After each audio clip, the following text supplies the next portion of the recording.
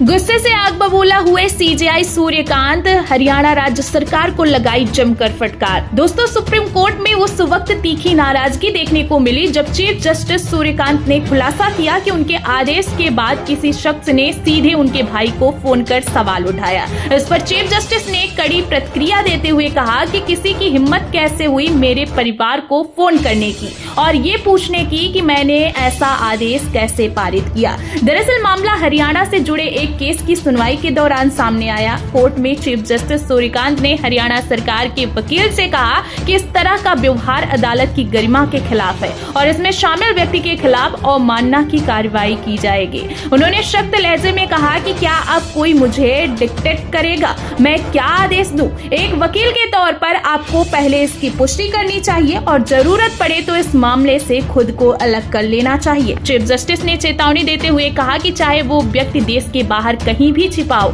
मुझे पता है ऐसे लोगों से कैसे निपटना है। मैं पिछले 23 सालों से ऐसे मामलों से निपटता आ रहा हूँ, दोबारा ऐसी कोशिश न की जाए।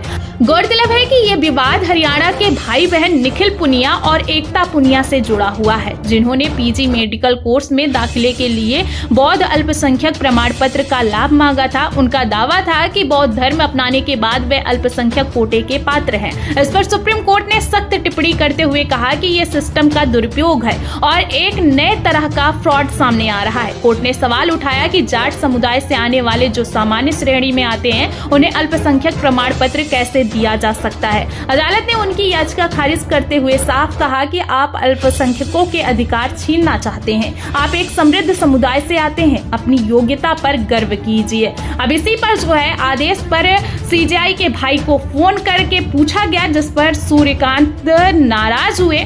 सीजेआई ने कड़ी फटकार लगाते हुए कहा है कि वकील की ऐसी हिम्मत कैसे हुई कि वो मेरे भाई को फोन लगाए, और इस पर जो है अब सीजेआई ने चेतावनी दी है कि अगर ऐसी गलती दोबारा की जाएगी तो इस पर कड़ी से कड़ी कार्रवाई की जाएगी।